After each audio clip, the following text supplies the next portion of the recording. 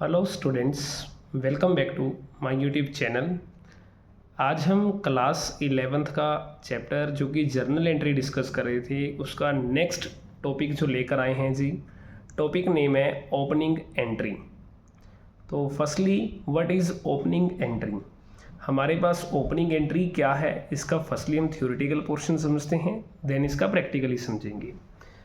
तो जैसे the closing balance of last year have to be carried forward to the next year. जो last year के आपके closing balance होते हैं, फॉर एग्जांपल मान लीजिए हमारे पास जो लास्ट ईयर है जी 2023 एंड 24।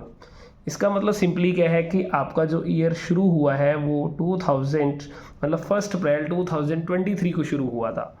इसका जो क्लोजिंग बैलेंस है मतलब क्लोजिंग जो एंडिंग ईयर रहेगा वो रहेगा 31 मार्च 2024। मान लीजिए कि मेरे पास जो लास्ट ईयर का ओपनिंग बैलेंस था, फॉर एग्जांपल जी गुड्स मेरी शॉप के अंदर 10 लाख रुपीज़ का था और जो कैश है मेरी शॉप के अंदर मान लीजिए 1 लाख रुपीज़ का था। अब साल के एंड में क्या हुआ, 31 मार्च 2024 को जो गुड्स था मेरा वो सेल हो चुका था। सेल हो जाने के बाद उसका जो बैलेंस बचा वो 1 लाख रुपीज़ का बचा और कैश का जो बैलेंस मेरा वो इंक्रीज़ हो चुका था, मान लीजिए वो 20 लाख रुपीज़ का हो चुका है। अब ये जो लास्ट ईयर मान लीजिए जो मेरा ये 2023 एंड 24 मेरा लास्ट ईयर है, जो मेरा ये करंट ईयर है वो 2024 एंड 25 है। ये जो शुरू होगा 1 अप्रैल 2024 को शुरू होगा, जबकि इसकी क्लोजिंग होगी 31 मार्च 2025 को होगी। अब यहाँ पे जो मेरा लास्ट ईयर का ये जो बैलेंस है क्लोजिंग बैलेंस, क्योंकि साल के एंड का बैलेंस जो क्लोजिंग होगा, इस क्लोजिंग बैलेंस की जो मैं फर्स्ट एंट्री करंट ईयर के अंदर करूँगा उसे ही कहते हैं हम ओपनिंग एंट्री। क्लियर है। ये हमारा थोड़ा प्रैक्टिकली व्यूज है। थ्योरेटिकली में क्या कहता है, the closing balance of the last year, मतलब ये goods 1 lakh and cash 20 lakh rupees have to be carried forward to the next year. इसे हम आगे ले जाते हैं। The first entry in each year journal will be to record the previous year closing balance. जो first entry होगी next year हम करते हैं, वो क्लोजिंग बैलेंस होते हैं लास्ट ईयर की of all the assets and liabilities as it is the first entry, it is called the opening entry. मतलब सिंपली कि अगर लास्ट ईयर के जो क्लोजिंग बैलेंस है उसकी हम फर्स्ट एंट्री जो पास करते हैं नेक्स्ट ईयर को, वो हमारी एक ओपनिंग एंट्री मानी जाएगी। क्लियर है जी। अब एंट्री हमारी क्या रहेगी ये भी हम देखते हैं जी। तो इसका सिंपल रूल हमारे पास क्या है कि आपने ऑल असेट्स को डेबिट करना है और ऑल लायबिलिटीज़ को आपने क्रेडिट कर देना है जी। अगर मान लीजिए सारी असेट्स का बैलेंस है जी 1 लाख रुपीज़ का और लायबिलिटीज़ का बैलेंस है 80,000 रुपीज़ का। अब आप जानते हो कि डेबिट और क्रेडिट का टोटल ऑलवेज इक्वल रहेगा। अगर डेबिट का टोटल 1 लाख, क्रेडिट का टोटल 80,000। अब क्रेडिट की साइड में जो कमी होगी उसे हमने कैपिटल में लिखना है, टू कैपिटल करके 20,000। ये हमारा होगा बैलेंसिंग फिगर जिसे हमने फाइंड आउट करा है। तो सिंपली कहें, अगर आपकी क्रेडिट साइड में कमी आए जब भी ओपनिंग एंट्री के टाइम, तो आपने कैपिटल को ही लिखना है बैलेंसिंग फिगर में। ठीक है। सेकंड केस क्या हो सकता है आपके पास, अगर ऑल असेट्स आपने डेबिट करनी है, सपोज उसकी वैल्यू 80,000 है और ऑल लायबिलिटीज़ का बैलेंस 1 लाख रुपीज़ है, मतलब लायबिलिटीज साइड ज़्यादा असेट साइड कम, मतलब डेबिट साइड कम क्रेडिट ज़्यादा। तो डेबिट साइड में जो कमी आएगी उसे आपने गुडविल के नाम से पुट करना है। क्लियर है। तो दो ही कंक्लूजन है हमारी। अगर आपका क्रेडिट साइड में जो डेफिशिएंसी है उसे कैपिटल के नाम से पुट कीजिए, अगर डेबिट साइड में कमी आ रही है तो आपने गुडविल के नाम से पुट करना है जी। तो एक क्वेश्चन हमारे पास इसका न्यूमेरिकल भी है, उस न्यूमेरिकल क्वेश्चन को भी हम डिस्कस करते हैं जी कि किस तरीके से हमने जर्नल एंट्री पास करनी है ओपनिंग एंट्री की। क्वेश्चन है हमारे पास, the flowing balance appeared in the books of Gopal on 1 April 2023। हमारे पास कुछ बैलेंस गिवन है। ठीक है जी। फर्स्टली देखो इसकी पहचान के आपको बैलेंस वर्ड ही दे देगा कि आपको बैलेंस गिवन है। जैसे असेट्स का बैलेंस गिवन है, लायबिलिटीज़ का बैलेंस गिवन है।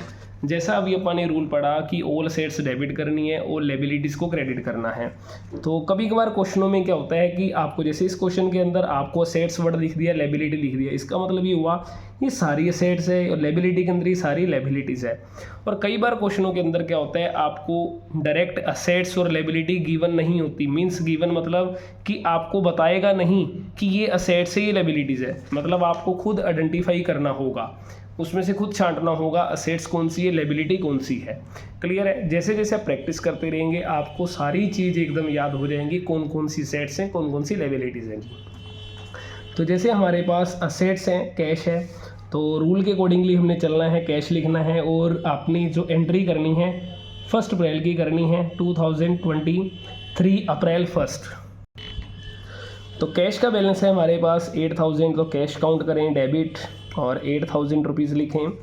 बैंक बैलेंस है 20000, तो बैंक अकाउंट हो जाएगा 20000 रुपीज़ का। और स्टॉक है जी 54000 का, तो स्टॉक अकाउंट हो जाएगा डेबिट 54000 रुपीज़ से।